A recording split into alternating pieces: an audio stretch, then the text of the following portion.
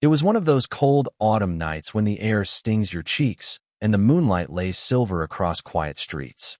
The kind of night that should end with a warm bed and the people you love close by. But Daniel Carter stepped out of his old pickup and saw something that made his chest lock up. Right there on the porch of the house he'd dreamed about coming back to for 3 long years was a small figure curled up, head resting against a dinosaur backpack, hands gripping a wooden toy key like it was the only thing keeping the world from swallowing him whole. And that small figure was his son. He dropped his bag, knelt down, whispered, "Noah," and when those sleepy brown eyes blinked open and recognized him, the boy just breathed, "Dad, is it really you?"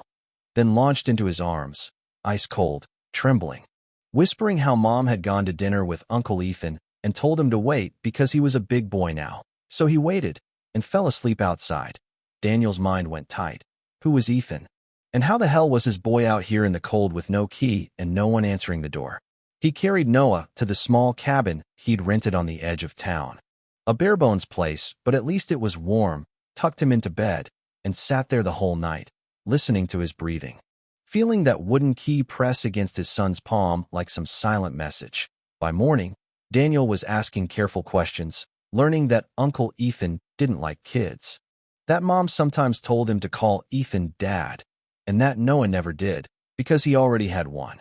By daylight, Daniel tried knocking at the old house again, only to have Laura open the door in a silk robe, startled, defensive, and Ethan appearing behind her with a smug look.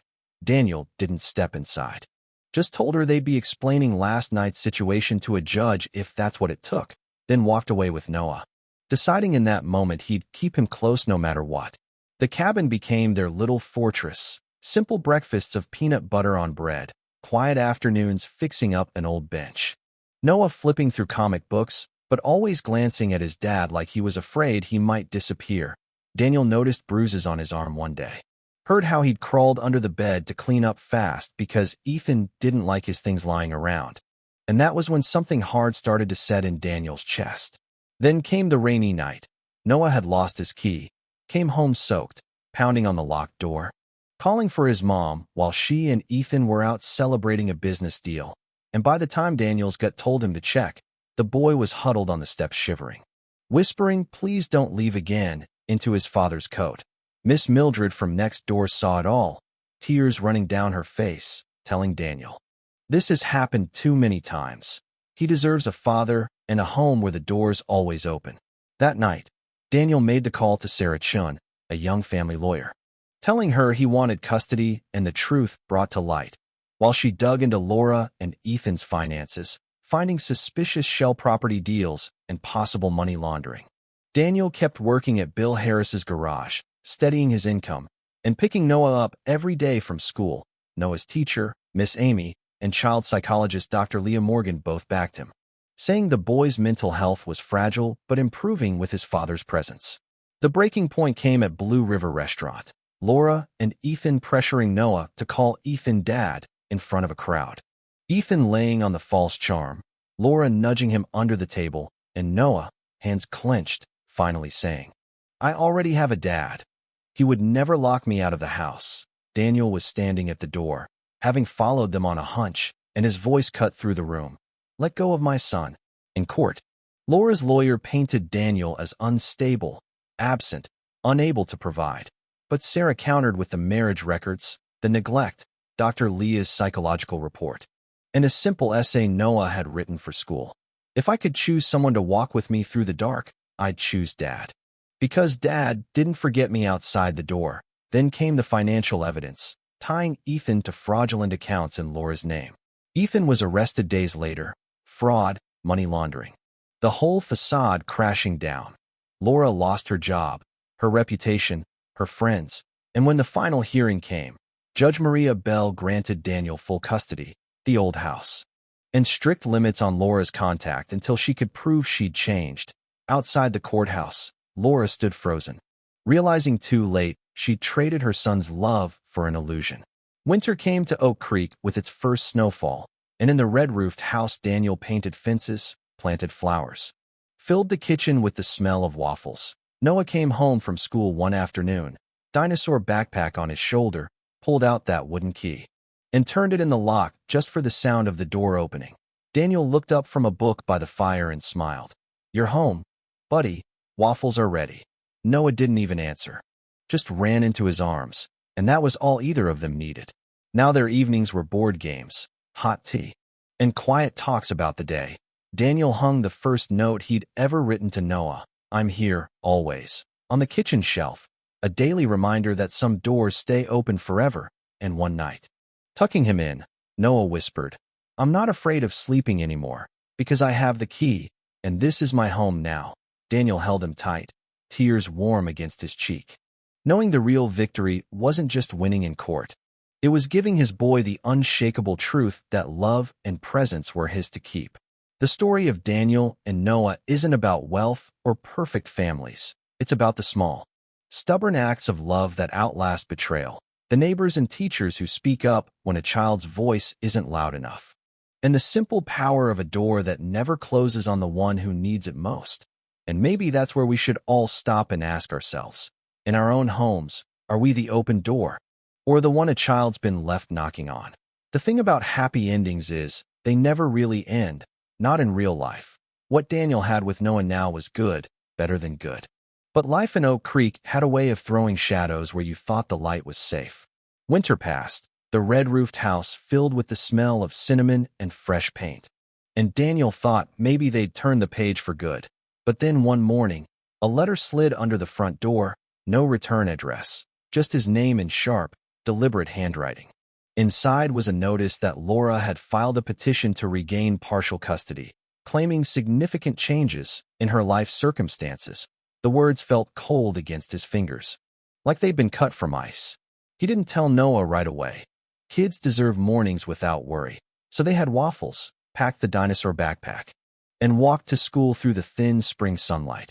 But the whole time Daniel's mind was turning, not with fear exactly, more like the quiet readiness he'd felt before stepping into uncertain ground overseas. Sarah Chun called that afternoon. Laura's claiming she's found stable work, attending therapy, and renting an apartment in the next town over, Sarah said, her voice measured. "We'll have to prove what stable really means." Daniel just nodded.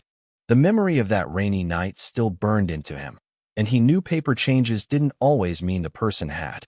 Weeks later, the hearing date was set. And in that gap, Laura started showing up in little ways, waiting outside school with a bright smile, dropping off a new pair of sneakers for Noah, sending cards with neat, careful handwriting. Daniel didn't stop her, but he stayed close, watching Noah's face, seeing the mixture of curiosity and caution. Then came the twist no one expected. Miss Mildred knocked on Daniel's door one evening, her eyes sharper than he'd seen before. She held up her phone and played a video, grainy, taken from across the street. Laura, standing outside a dark bar, handing an envelope to a man Daniel had never seen, the man counting cash. The two talking in hushed tones before going their separate ways. "I don't want to jump to conclusions," she said, "but I thought you should have this." Daniel felt that old soldier's instinct again, the one that told him to read the small details as if lives depended on them. He sent the video to Sarah, who dug into it with the same relentless energy she'd used on Ethan's finances. Turns out the man was connected to one of Ethan's former business partners, and the stable job Laura had was at a company barely 6 months old, with no real client record. On paper it looked clean. In person it smelled like old smoke and whispered deals. Meanwhile, Noah started asking questions. "Dad, do you think Mom's different now?" And Daniel told him the truth, that people can change. But trust takes time, and real change shows up when no one's watching. You know what I mean? Noah nodded, but Daniel could see the boy filing that away in the quiet, careful way he did. The day of the new hearing, Oak Creek's little courthouse felt different this time. Not the tight, breathless tension of the custody fight, but a hum of curiosity. Like folks knew there was more under the surface. Laura walked in looking polished, calm, a small silver cross around her neck, her lawyer talking about redemption and second chances. But when Sarah played Miss Mildred's video and laid out the thin paper trail of her so-called job, the judge's eyes narrowed just enough to tell Daniel she was connecting dots. Then the judge did something unexpected. She called Noah in, not to choose, but to share how he felt about his life now. Noah sat straight in the chair, feet not quite touching the floor, and said, "I like seeing Mom, but I sleep better at Dad's, and I don't check the door at night anymore." Just that, simple as rain. But it landed like a stone in still water. Judge Bell ruled that visitation would stay supervised, no overnights. And Laura would need to provide a full year of clean employment records before the court would even consider changing it. Laura's face stayed still. But Daniel saw the tightness in her jaw as she left without a word. Walking out into the bright spring air, Noah slipped his hand into Daniel's. "So we're still here?" he asked. Daniel squeezed back. "Yeah, buddy, we're still here." And in that moment, it felt like more than winning. It felt like something lasting, something you don't need to check twice. Summer came, and with it the sound of lawnmowers, the smell of fresh-cut grass, afternoons where Noah and Lily built forts in the backyard while Daniel tinkered in the garage. Life was ordinary in the best way, but one late afternoon, as Daniel was locking up the tools, a car he didn't recognize slowed in front of the house. The driver's window rolled down just enough for him to see a man's profile, unfamiliar. But with that same watchful stillness he'd seen in people who keep things hidden, the car pulled away without stopping. He didn't mention it to Noah. But the next day Sarah called again. "There's been movement in Ethan's old case," she said. "Some of his associates are out on bail and making quiet visits to people connected to him."